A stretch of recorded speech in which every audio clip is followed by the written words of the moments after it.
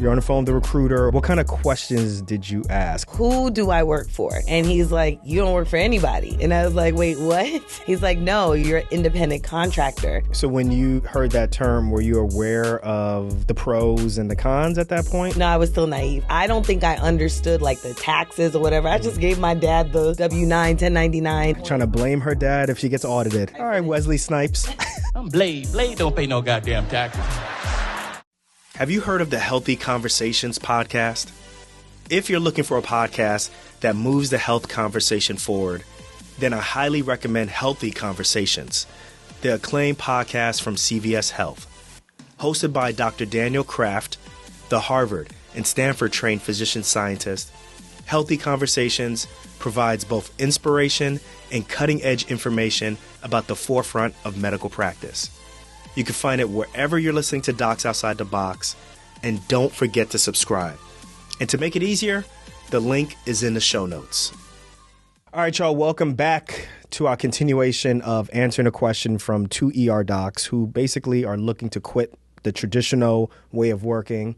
This was a question that we got while we were in Ghana. These two doctors are basically trying to find a balance between lifestyle and their work. They got a ton of student loan debt, and they're just trying to take over or trying to take more control of their career. Yeah. So in the first episode that we did prior to this, we kind of went through the motivations of what would cause someone to consider locums. Yeah. And just for people who are discovering this episode outside of the first one, locums is basically a Latin for placeholder, right? Locum tenens is Latin for placeholder. Basically, it's temporary staffing for doctors, right? So you work with an agency goes and then puts you and helps place you at different hospitals, clinics, or whatever it may be throughout the United States, maybe even outside of the United States. And then when you work as something that's called an independent contractor, right? You're not employed by the hospital. You just work as a contractor at the hospital. A lot of people are starting to really like this. So these ER docs are considering not only just becoming independent contractors and how they work with hospitals, but they actually want to create their own agency. Right. So, excuse me. That's a whole nother level. That is just considering locums is like locums 101. Then, there's some things afterwards like, like how you not get paid. Working with an agency might be locums 105. Well, no, I would say just, how you're getting paid and taxes and all that stuff. That's like locums 201. Okay. And then starting your own agency is that's like PhD type stuff. All right. So why don't, for the sake of this episode, let's just jump right into it. Yeah. Let's talk about what made us decide to do locums. I can go first, but I'll let you go first. But I just remember you being either 30 or fourth year. I can't remember. I think you were more of a fourth year deciding that you were going to do locums. What was your mind at? Why were you considering locums your fourth year? So, yeah, you're right that the seed was planted in my head in the third year. But by the time I got to my fourth year, the real impetus for me wanting to do locums was because I didn't really know what setting I wanted to work in. And I didn't want to commit to a hospital or a practice for 3 to 5 years without knowing exactly what I was getting into. When you say setting, you mean like academic versus a community clinic versus like hospital, that type of stuff, right? Exactly. Yeah. I didn't know what kind of institution, I wanted to be in. Did I want to be in private practice? Did I want to be at a hospital? I knew I wanted to do full scope OBGYN. I just didn't know exactly where. Like I didn't know the location I wanted to do it in, all those kinds of things. And I just felt like, man, if I commit 3 to 5 years, what is that going to look like for me, especially since I don't have any experience being an OBGYN except for training, know? So how did locums come into the thought process? How did that get into your mind? So the seed was actually planted in my head by an attending of mine, believe it or not. But this attending was one who, she only worked in the clinic. And one day I sat down with her and I was like, how is it you never take call? Like, you're never on call, right? Like, I remember one time when she was on call, and that was literally for a special patient. But she told me that earlier in her career, she used to do locum tenens. And she wasn't married, or excuse me, she was married. She didn't have children, but she and her husband liked to travel a lot. And so she used that opportunity to, cover for different practices and hospitals. And I was like, you can do that? And she's like, yeah, you can do that. And that was it. That's when I was like, maybe this is something I should consider because, the way that I saw my other attendings working, I was like, I don't know if I want to do that. Well, I think the majority of times that I speak to people, particularly young doctors, we're talking about residents who are finishing residency and going into fellowship. Most of the time when they hear about locum tenens from their attendings, it's always a negative connotation. Yeah. Don't do it. Yeah. They're like, don't do it for whatever reason, even though none of the attendings have done locums. Right. From whenever I asked them, I'm like, did that attending do? There's a stigma. Did they do locums? And they never have done it. But it's interesting. Your experience was a positive, review of locums. Yeah. Okay, so you decide that, locums is something that's viable. Take us through the process of how you actually investigated that because, this is 2012? No, I graduated 2010. So this is like 20. Was it even internet? The internet was? Boy, don't make me. Don't. All right. Well, okay, but basically, this is 2010 now. With this is 2008 or 9. So is it fair to say the online experience was a little bit more difficult to research locums than it is now? So for example, like right now, like you could just go to locumstory.com. And we're not just saying that because they sponsor the show. Right. Literally, you go to locumstory.com. It doesn't cost you anything. Yeah. It's not biased information. You can find information there that'll compare all of the different locums companies, the rates. You can learn about people and their experiences of doing locums. As a matter of fact, one of the physician assistants who used to work at my hospital, she found out about other opportunities with locums through locumstory.com. That's the one that bounced. And she's like, I'm out. And she left, right? So that's locumstory.com. That is all in one umbrella, right? Yeah. That wasn't the case there. So no, because there was no locumstory.com when I started looking at locums. It literally was just... So it was like a modge podge of like locum tenens agencies, which I didn't really find many. I think I found like maybe 3 main places.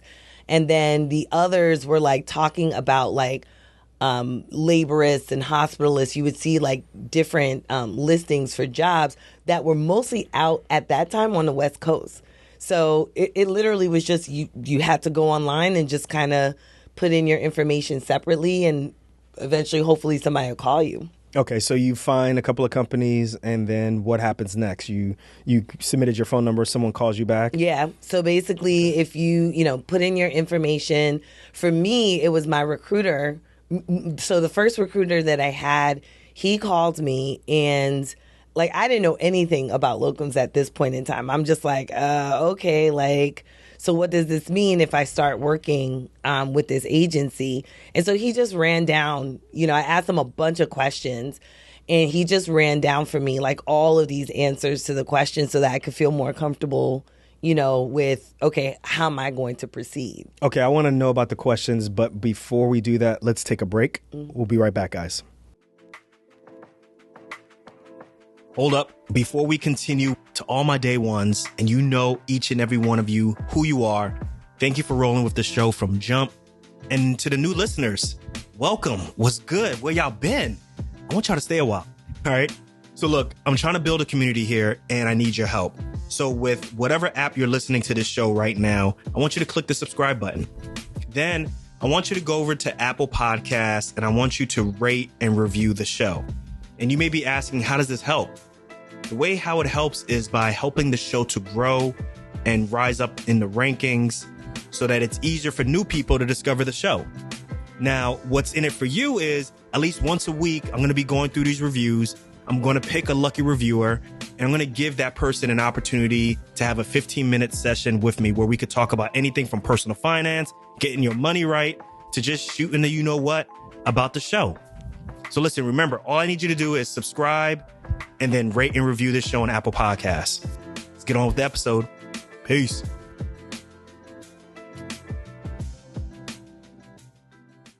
Okay, we are back. So you're on the phone with that's what they call them, recruiters. Yeah. You're on the phone with the recruiter or the representative of the locums company.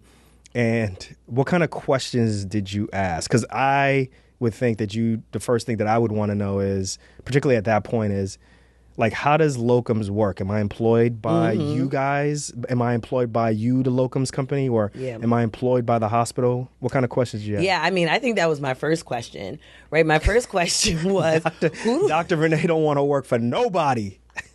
Well, I mean, at that point, I don't know that I didn't want to work for anybody. I just wanted to know, who do I work for? I don't think I was so adamant at that point about not working for anybody, because although I knew that locums allowed me a lot of flexibility, I wasn't at the point where I was like, I don't want a boss. I don't want to work for somebody. I just knew I was at that point. You were at that point, but you had an advantage though. But I just knew I didn't know what setting that I wanted to work in. I didn't know. Like, I'm like, do I want to work in rural? Do I want inner city? Do I want private practice? That's what my question was. And so I was like, okay, well, who do I work for? And he's like, you don't work for anybody. And I was like, wait, what? You don't work for anybody.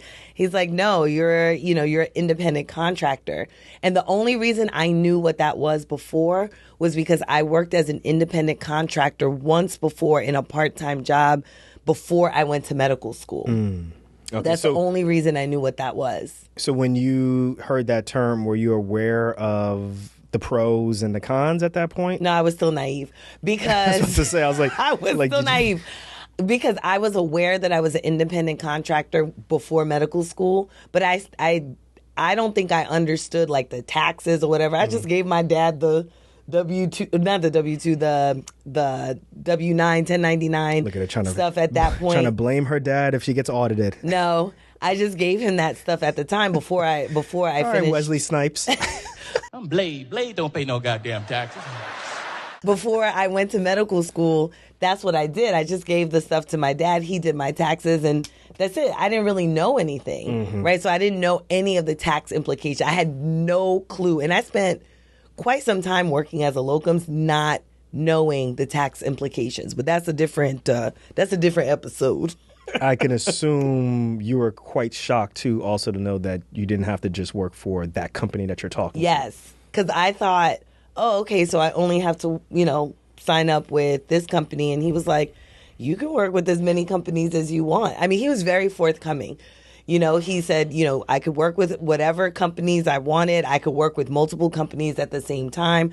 I could do multiple assignments at the same time. He's like, so if you want to work, this weekend with my agency at this hospital, that's fine. And then during, another time, literally during the same week, if you have another hospital with another agency at another hospital, you could work there. He's like, and when he said that, what'd you controls. Say? I was like, wait, what? I was like, wait, what? No, well, at the time, I was like, yeah, I think I'll just stick to one.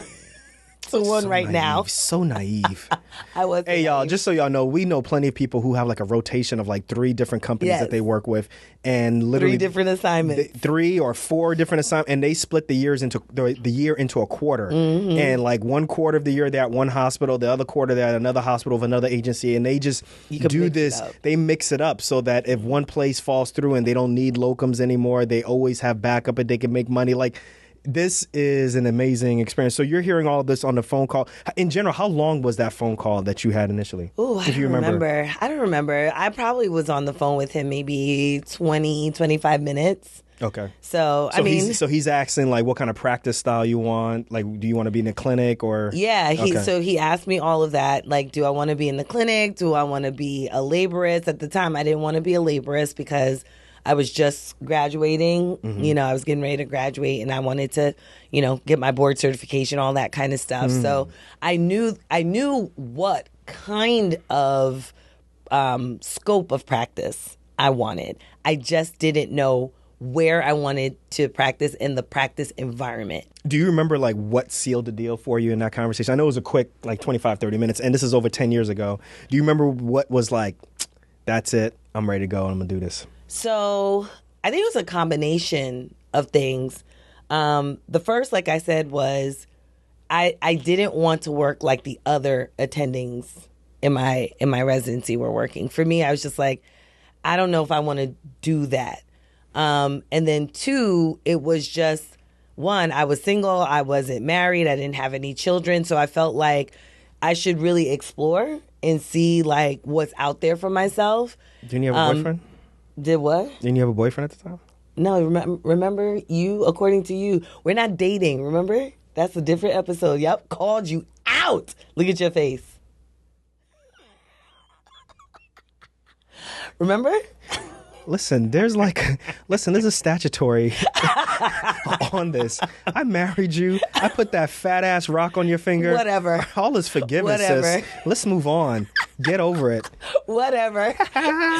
Go ahead. Anyway, I think what sealed the deal for me really was just the initial notion of I don't know where I want to go, and I don't want to commit, to working at a place for 3 to 5 years.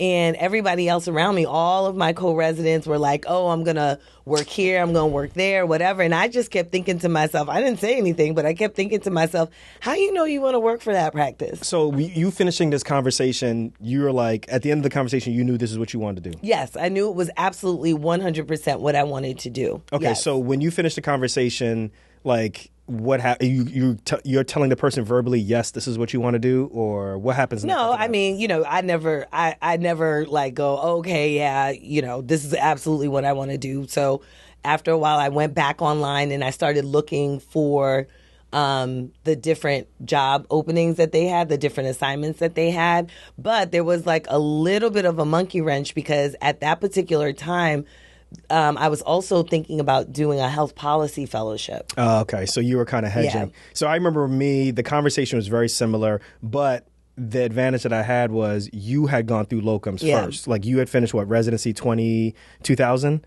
And so he had like a 10-year head start on me. Get out of here. So I'm like, girl, like all this 10 years of knowledge helped me, right? Really, Nee? All right. Really? All right. But by the time I knew that I wanted to do locums, I already heard from you. I saw what you were doing. You were having a great time. As a matter of fact, we were trying to get back together. And no, you were trying to get back together with me. But you were spending money. And I was like, where you get all this money from? You're like, locums. Locums gave me the money, like Kanye West. Who taught you to wear those Jimmy Choos? Where'd you learn that? Locums taught me. We have posted up this car, this 19, what year was that? 1990, Nissan Stanza. When I say Dr. Renee had a shitty hoopty, hey. By then, I did not. What did you have at that point? By then, I had what? Whatever you were renting from a locums company. Anyway, I don't even know the car that I had. All I know is this. Renee used to like to drink Riesling, right? Before she started doing locums. So when she's gone for a year.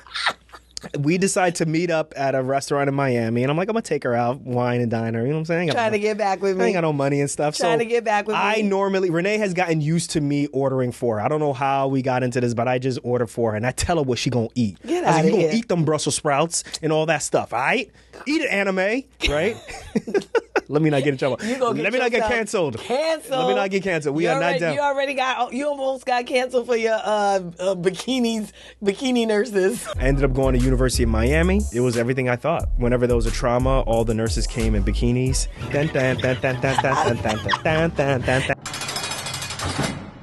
Yo, the internet, no context whatsoever. Anyway, we'll talk about that on a different episode. So anyway, Renee is like a year in or half a year into making locum. She's making money. We're meeting at a restaurant. I'm like, I'm going to wear my nice shirt, my cardigan and everything or whatever it is. I'm going to get her. I'm going to tuck my chain in. I'm going to make sure I'm on I want you back. Ooh, baby.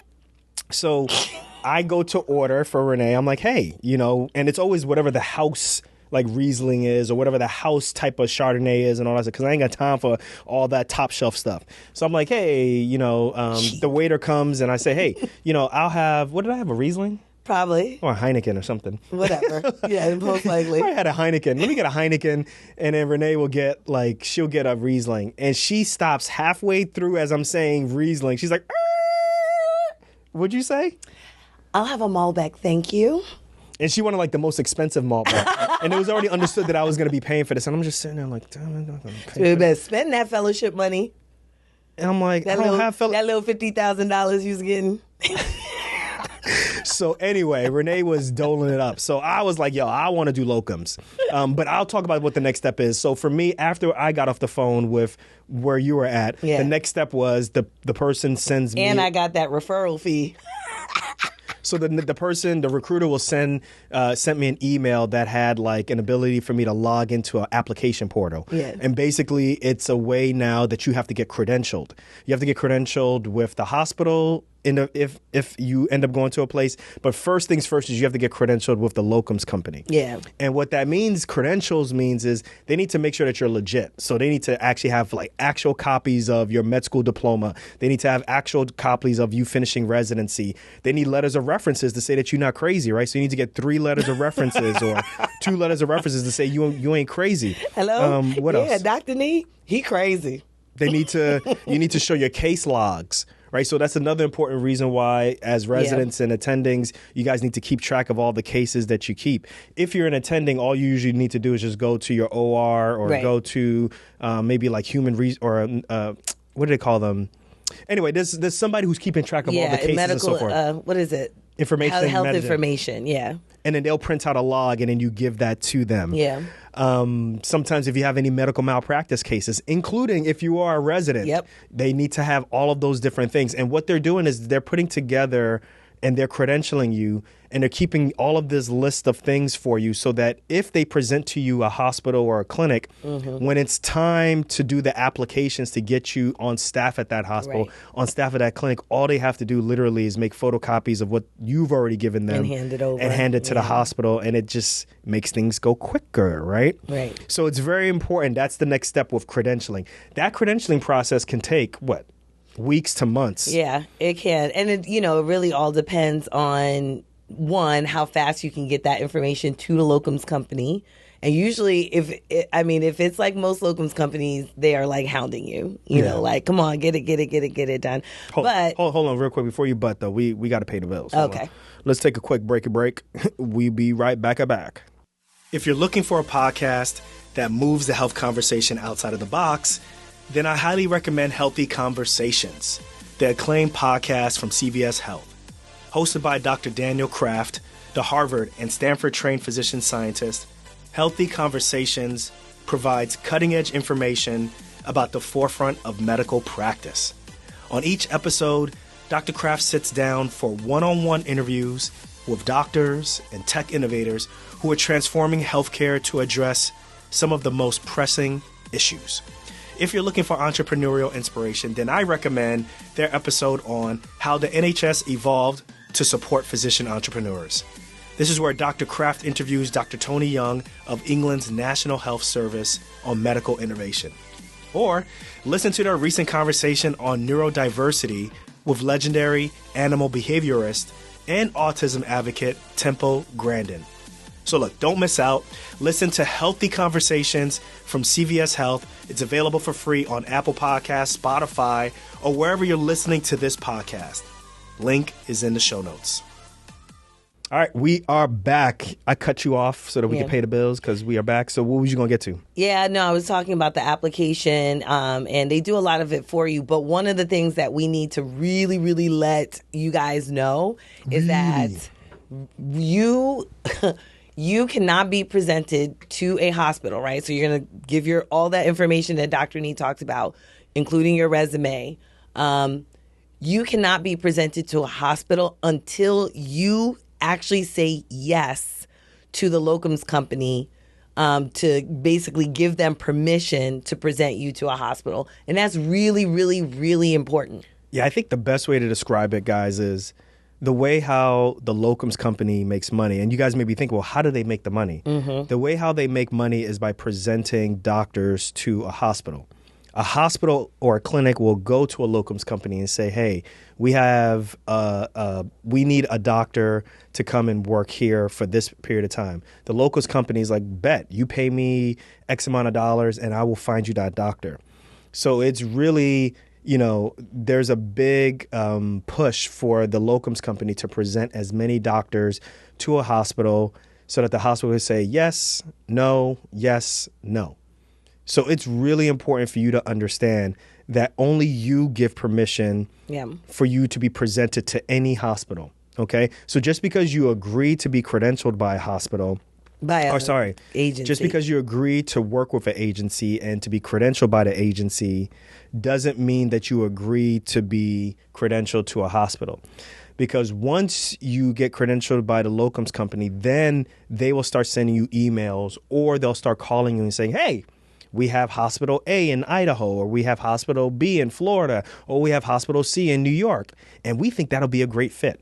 This is how much they pay. This is how much your working schedule will be. This is how much time off you'll have. What do you think? And if you say yes, then they'll say, hey, can we present you? And that's when you get presented. They will present your CV and all of these different things to the hospital. And then the hospital's like, tell me more, right?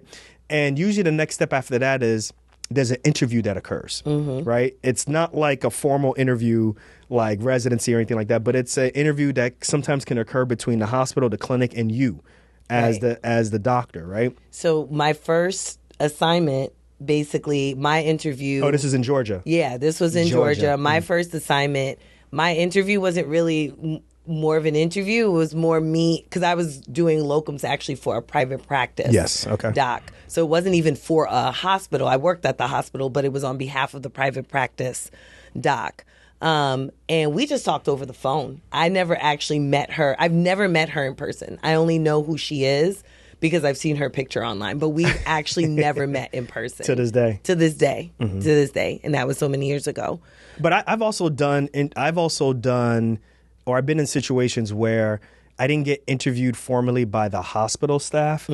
Actually, I requested the interview because I wanted to speak to the person who's running the program, so that I can know, like, well, how many PAs are there? Yeah. What's the call schedule like? What if I need to operate on A and B happens, right? Just so I know what to expect. The lay of the land. The actual true lay of the land, because your locums recruiter can only tell you kind of like a bullet point thing of the hospital's here and they have this type of setup, but they can't give you the nitty gritty of what's happening on the ground. That's where I want to talk to someone and be like, hey, yo, what's going on? And ask all the all the questions and so forth. So once you make it past the interview, right, and you decide that, let's take a step back. Once you get to the point where you're like, I want to be presented to a hospital, you do an interview, you guys like each other. What's the next step? What's the next step for you? Is like scheduling? Yeah, basically you just let them know how often you would like to be on the schedule, either based on your schedule or based on the schedule that the hospital has available, right? So let's say a hospital is like, hey, we need somebody who's, available one weekend per month, right? Because that was actually, for me, the first assignment. 1 weekend per month, maybe 2 weekends per month. And I was like, yeah, I'm cool with that. I can do that. Or the hospital may ask you, well, when are you available? And you might say, you know what? I'm available 2 weeks out of the month. And I can provide you that on a consistent basis. And the hospital says, great, that sounds like something that we can work with. Guys, doesn't that sound so refreshing? Isn't that that's a big difference than, the beginning of the month, you're going to be working. The middle of the month, you're going to be working. It's refreshing. It's refreshing. Cheers. Yo, you actually tell the hospital or you tell whoever when and where when you can't work, or when you can work and when you can't work. Yeah. And that's it. There's no how people say no is like a sentence, it's no period. It's a complete sentence. Right. So if they ask you, hey, can you work, 4 weeks? And if you can't, you just say I can't. And they can't say why, like in residency. They can't force you to work. You need to come in here. You just work when you want to work. I just want to work Mondays to Fridays. Oh, the other thing is, the other point I wanted to make, when you talked about, when we talked about presenting your CV to a hospital and having, getting permission, one of the other reasons you want to make sure that you give the permission there, that they're not just doing it all willy-nilly, is because if you were to ever get solicited either by that hospital, or let's say you're working with multiple locum tenens agencies, and let's say you're working with locum tenens agency A and locum tenens agency B. So now you get into locums 201, but go ahead. But let's say they both are presenting like the same hospital to you, right? But locum tenens agency B gives you a better rate. Then if locum tenens agency A already presented you, then you can't take that hospital assignment with locum tenens agency B. Yeah, there's a lot of there's a lot of stuff that goes on. There's a lot. You know, it's funny. Like medicine, I think medicine is like A level in terms of like how business is done. It's not perfect, but in terms of like people being on the up and up, there's so many checks and balances. Everything outside of how medicine is actually practiced is literally like BS. Yeah. You know, like it's just like, you don't really need a degree to do this. You just go and you get it done and stuff. And to many extent, it's very cutthroat with outside of what you do with a locums company. The stuff that happens behind the scenes, I think, could be a little cutthroat and stuff. And I think it surprises folks. But all right, so, you know, once you agree on a schedule, which I think for me, I ended up doing a 2-week on, 2-week off type schedule, work for 2 weeks straight, and then I'm off for 2 weeks. Or I could have done a 1 week on, 1 week off. Yeah. Some people do 3 weeks in a row, and then they go and travel to a different country, and then they come back and do another locums. We know people who've done that for several years. But the next step is kind of establishing, y'all, how travel works. And I think that's the biggest hiccup for people, which is, you know, how do you travel? How does it work out? How does it work?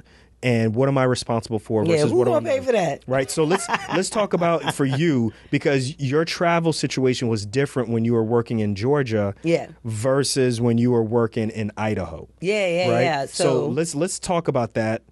When I was working in Georgia, it was pretty local. The assignment was pretty local. So all I had to do was drive my car to the hospital, and I stayed in a hotel across the street. They paid for my gas to and from, the hospital, and that was pretty much it. Whereas when I had to move to Idaho, they paid for me to move to Idaho, and then they rented a car for me out in Idaho. They did offer for me to bring my car, to actually transport my car. But I was like, I don't want all the miles on my car because I had a lease. You had a lease, yeah. You had that Nissan Sentra, which was dope. Yeah. So I was like, no, they can rent a car. So they actually rented a car for me while I was out in Idaho, and that was pretty much it. They, I think they reimbursed my gas. Yeah. So if they rent you a car, then you have to refill the gas. Yes. And then you give them receipts and they will reimburse you. Yeah. But if you drive your own car, then what happens is you keep track of the mileage. Right. Mileage, Then you submit that to the locums company, and then they'll pay you based off of the IRS standard tax rate, which as of the time of this recording is like 63 cents per mile or something like that. Yeah. But in general, for the most part, the majority of your travel, from if you need to take a flight, if you need to stay in a hotel, and your car situation, that's taken care of. Did I say hotel? Yeah. That's all taken care of. But if you need to change your flight, let's say you want to upgrade, or if you want to add extra baggage, first class, that's all on you. You, the individual, have to take care of that. But in terms of your flight, they will get you and they will take care of that. Yeah. But it's usually going to be a coach ticket and so forth. Exactly. If you're traveling really far away and this ends up being a longer thing, like Idaho was a 10-month stint. When it ends up being that long, then they probably won't put you in a hotel. Hopefully not. They'll have you in a house, and they rent out a house for you. You don't have to pay the rent or anything like that. Yeah. You don't have to pay the electricity or anything like that. Nope. And then that's taken care of. Yeah, everything was taken care of. So when I moved to Idaho, you're right, that was a 10-month stint. So I was doing full scope OB practice. When I got there was a townhouse with a garage. It was fully furnished. Had pretty much real nice. Yeah, real nice. It was pretty much everything that I needed. I didn't have to buy anything for the house. The cable was already set up. The light bill was paid. The gas bill was paid. I don't know how anything was paid. All I know is that it was paid. I don't even know who my landlord was. It had internet and everything. Yeah, everything I needed. Okay, so last but not least, let's talk about how you get paid. Right. And the way how you get paid is by submitting a timesheet. So they need to know how many hours you worked or how many shifts you did. Yeah. You fill it out on a piece of paper. This was back then. It was on a piece of paper, or now for the most part it's electronic. Yeah. So take us through that process. What did you end up doing? So for that assignment, for the one in Georgia, I would just put in like how many hours I worked, because that was like 1 weekend per month. For Idaho, it was a little bit different because I had to split it up by like so many days and then say the days that I was on call, things like that. So that's pretty much how we set it up. I worked, let's say, Monday through Thursday, I worked from 8 a.m. to 5 p.m., let's say that. And then maybe I worked on, on call on Thursday, so I had to add that.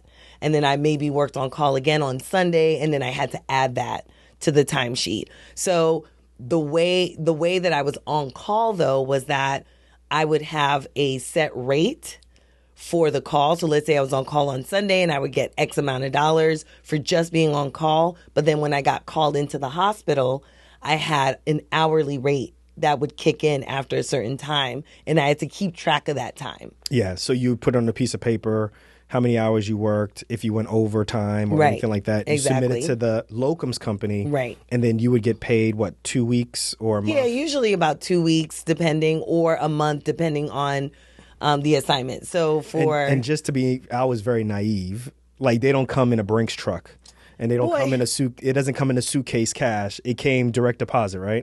Yes, me, or in a check. I watched a lot of Miami Vice when I was growing up. Pretty. And you know how anything illegal was like in a silver suitcase, and it was like you thought locums was illegal? It was a lot of money. This man, he used to call me when he first did his locums assignments. He would call me and be like, "So they don't put the money under your pillow?" I'm like, "This ain't the tooth fairy, Nee." Well, I thought it was in advance at first, remember? Because I was like, "Oh, did they pay you first?" Because I didn't understand that concept. I thought they paid you first and then you worked, and then I didn't understand. Where did he do that at, Nee? I don't know, man. I ain't had no money, guys. I don't come from money. All right, I don't come from money, so I was just like, all right, well. And then I needed money too. I was like, yo, I'm broke. Do they give you an advance first, and then you submit your timesheet? Shit. But so you submit your timesheet, and after 2 weeks, you get paid, or maybe a month you get paid. Usually that's a direct deposit that goes into your account, or it gets sent to you by check, and then you go from there. So that's pretty much it. That is the next step of saying, yo, I don't want to work at my regular job anymore. I don't want to be employed anymore, and I want to start considering doing locums. Mm-hmm. That's the kind of step-by-step process of how you go from researching, using like something like locumstory.com to research for yourself first, then all the way to having a conversation with someone. So we have something that's for you guys that I think you guys would benefit. Renee, you want to let them know what we got for them? Yeah, so there's a link below. All you have to do is put in your information. It will condense all of this information that we just threw out at you over the last, I don't even know how many minutes, but it's a lot of information. If you want to know just 7 considerations that you should have before starting locums, just put your information down below where the link is, and you'll get a quick 2-pager on everything that we just talked about very simply. So make sure you do that, because again, like I said, it's just a lot of information. Make sure you guys check out the show notes. As always, we got a lot of information in there. And if you want to reach us and text us, the text number is right below on the bottom of the screen, or it's in the show notes also. Let us know what you think about these episodes. Yeah. The next episode, we're going to come back. We're going to talk about, further questions that this 2 ER physician friend couple has about starting a locums company and then eventually into a locums agency. But for right now, that's the end of this episode. We'll catch you guys on the next one. Peace. Peace.